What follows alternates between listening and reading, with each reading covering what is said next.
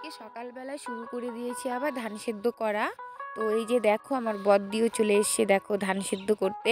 তো ওকে ভিডিও করছিলাম বলে দেখো একটু ন্যাকামো করছিল, কিন্তু বাচ্চা মানুষ যে এত সুন্দর ধারে জাল দিতে পারে আমি কখনোই ভাবতে পারিনি। দেখো কত সুন্দর করে দিচ্ছিল। তারপরে কিন্তু আমি ধান সেদ্ধ করে নিয়েছি, তারপরে চলে আসি উঠোন ঘর ঝাড়ু দিয়ে গরুর ঘর পরিষ্কার করতে। আর তার আগে ওদেরকে জল খাইয়ে দিয়েছি।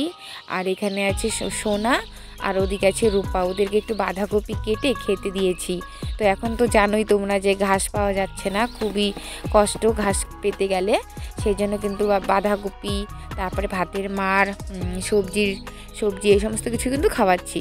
তো এই যে দেখো রূপা এখানে খাচ্ছে, ধানের কিছু ভুসি রাখা আছে এখানে খড় ওগুলো। তো তারপরে চান করে নিয়ে পুজোটা দিয়ে নিয়েছি। আর এখন কিন্তু চলে আসলাম এই যে দেখো একটা শাক তুলতে। তো তোমরা কি কেউ চিনতে পারছো এটা কি শাক? তো এটার নাম তোমাদেরকে বলছি না, যদি চিনে থাকো অবশ্যই আমাকে কমেন্ট করে জানিও। তো এটার পাতা খেলে শরীরে রক্ত হয়, যাদের শরীরে রক্ত কম তারা কিন্তু এই গাছের পাতাটা খেয়ে থাকে। তো খুবই উপকারিত শাক এটা। তো সেই জন্য তুলে নিচ্ছি, কারণ আমি খাবো না, আমার মায়ের জন্য, কারণ কি মায়ের একটু রক্তের প্রবলেম, তো সেই জন্য যার জন্য মাকে খেতে বলেছি। আর তারপরে কিন্তু আমার হয়ে গেছে তোলা, এই কটা করে খেলেই কিন্তু অনেকটাই কাজে দিবে। তারপরে কিন্তু সারাদিন ভোরে এই যে রোদ্রে দেখো ধান শুকাচ্ছে। আর আমার মা, আমি পারছিলাম না দেখে, আমাকে দেখিয়ে দিতে চলে আসছে। মাঝখান থেকে দেখো কি সুন্দর এই জিনিসটা দিয়ে সরিয়ে দিচ্ছে, তাতে নাকি মাঝখানে তিরপলটা শুকিয়ে যাবে রোদ্রে। এর উপরে যখন ধান থাকে না এই তিরপলটা ভিজে যায়, সেই জন্য ধানগুলো সরিয়ে দিলে তিরপলটাও শুকিয়ে যাবে। আর তারপরে যখন আবার ধানগুলো মেলে দেবো তখন ধানগুলো ভালোভাবে শুকিয়ে যাবে। আর আমাদের ধান শুকো দিয়েছি দেখো বাড়ির পাশে ভুট্টা যে ক্ষেত, তো ভুট্টা ক্ষেতের মাঝখানে।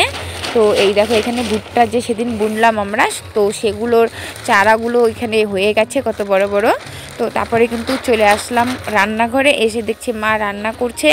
তো আজকে আমাদের বাড়ি রান্না হচ্ছে কি বলতো, লাউ শাক ভাজি আর ডিমের তরকারি, বেগুন ভাজি আর বাঁধাকপির ঘন্ট। তো এই সমস্ত দিয়ে আজকে আমরা খেয়ে নিব। তো তারপরে খেয়ে দিয়ে দেখো বিকেলের কাজ করে নিয়ে গরু ছাগল সবাইকে খেতে দিয়ে আমি কিন্তু চলে আসছি ধানগুলো তুলতে। তো ধানগুলো আমাদের শুকিয়ে গেছে, তো এগুলো কিন্তু তুলে নিচ্ছি। আর ধানের মধ্যে দু একটা নোংরা চলে আসছে, সেগুলো কিন্তু ভালো করে বেছে ফেলে দিয়ে আমি তুলে নিচ্ছি। একটু দেরি হচ্ছে তবু ভালো, এভাবে তুলে রাখাটাই ভালো, না হলে আবার যখন চাল বের করব তখন এগুলো থেকে নোংরা বেরোবে। তো এর জন্য তারপরে কিন্তু আমি করে নিয়েছি সব ধান। আর এখানটায় দেখো কিছু নিচে ধান আছে, এগুলোর মধ্যে অনেক ময়লা আছে, তো তাই জন্য আমি এগুলোকে এক জায়গায় করে নিয়েছি। আর এই নিচের ধান কয়টা কিন্তু আমি কুলো দিয়ে ঝেড়ে নিচ্ছি।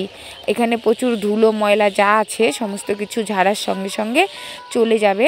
তো আমি কিন্তু আবার এভাবেই ঝাড়ি, তো জানি না হয় কি না, কিন্তু হ্যাঁ কিছু একটা কাজে দেয়। তো এভাবে কিন্তু আমি সব কাজ করে নিচ্ছি।